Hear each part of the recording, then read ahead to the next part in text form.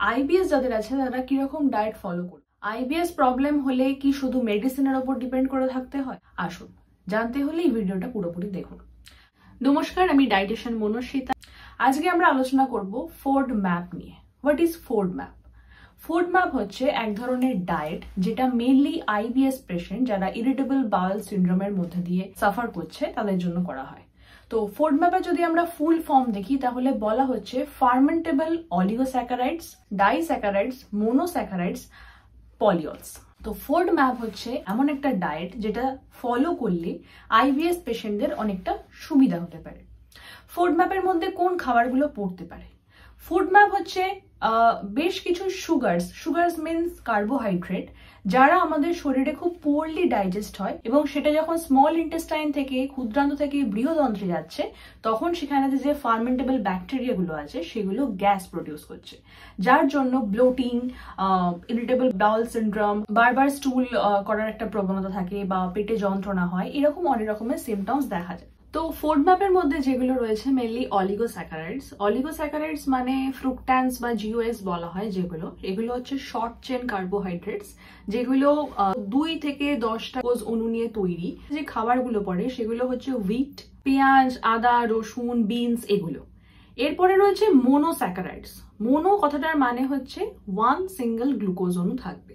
তো সেগুলোর মধ্যে পড়ছে কোনগুলো, যেমন গ্লুকোজ রয়েছে, গ্যালাক্টোজ রয়েছে, আর রয়েছে ফ্রুক্টোজ। এই কার্বোহাইড্রেট গুলো যে খাবারের মধ্যে থাকে সেগুলো mainly apples, watermelon, fruit syrup এইগুলো।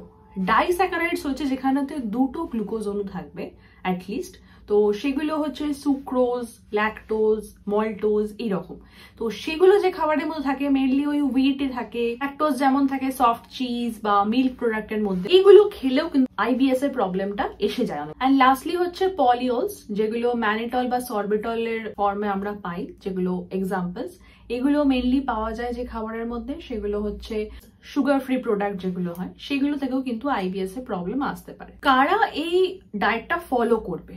সবার জন্য নয় নিশ্চয়ই এই ডায়েটটা। তো যাদের এই ব্লোটিং, ফ্ল্যাচুলেন্স, কনস্টিপেশন, ডায়রিয়া বা অ্যাবডোমিনাল পেইন, ডাইজেশন প্রবলেম আছে, তারা কিন্তু মেনলি এই ডায়েটটা ফলো করবে।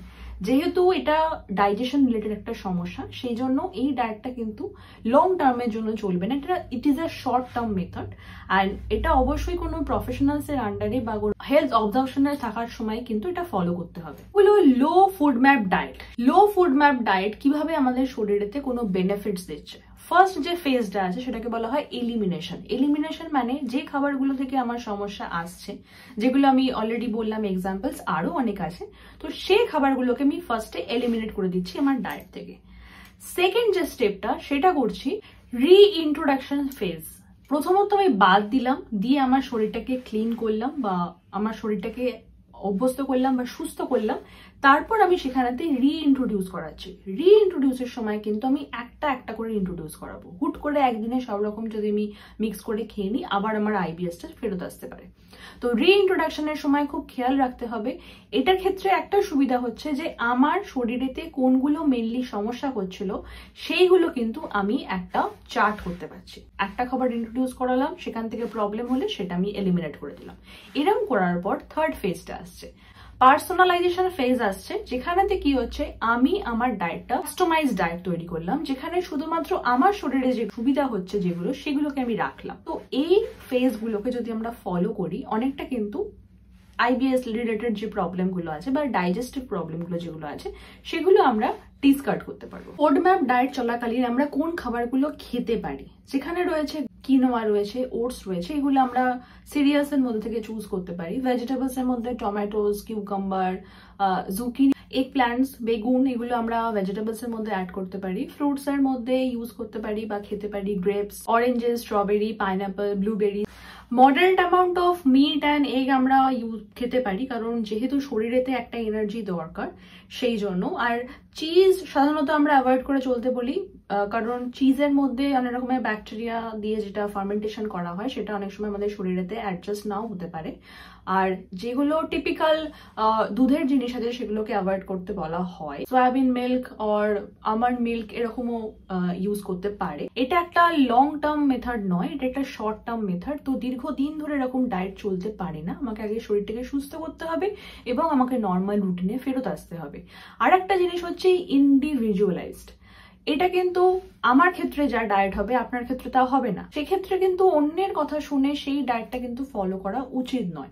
একটা জিনিস হচ্ছে যে কাস্টমাইজড, আমাকে আপনাকে একরকম দেখতে নয়, তাই আমাকে যখন আলাদা দেখতেই তখন আমার ডায়েটটাও নিশ্চয়ই আলাদা হবে আপনার থেকে। কি কারণে এরকম সমস্যা হয়েও থাকে তারা অবশ্যই চেষ্টা করবেন যে কোনো প্রফেশনালসের সাথে কথা বলে কোনো ডায়েট শুরু করার। অ্যাজ আ ডায়েটিশিয়ান আমরা এটা কখনোই প্রমোট করি না যে সবসময় আমার কাছেই আসতে হবে। আপনি আপনার চেনা জানা বা আপনার যেখানে কমফোর্টেবল ফিল করছেন সেখানেই যান, বাট অ্যাটলিস্ট কোনো প্রফেশনালস বা স্পেশালিস্টের কাছে যান, নিজে নিজে চিকিৎসা করতে যাবেন না। আইবিএস এখন একটা কমন প্রবলেম, অনেকেই বলে যে আমার আইবিএস আছে এবং তার জন্য অনেক মুঠো মুঠো ওষুধও খেতে হয়। আজকে আমরা FODMAP বিষয় নিয়ে আলোচনা করলাম। কেমন লাগলো ভিডিওটা অবশ্যই জানাবেন এবং don't forget to subscribe to my channel and like share comment. আপনার যারা কাছের মানুষ আছে তাদেরকে শেয়ার করে দিন। নমস্কার।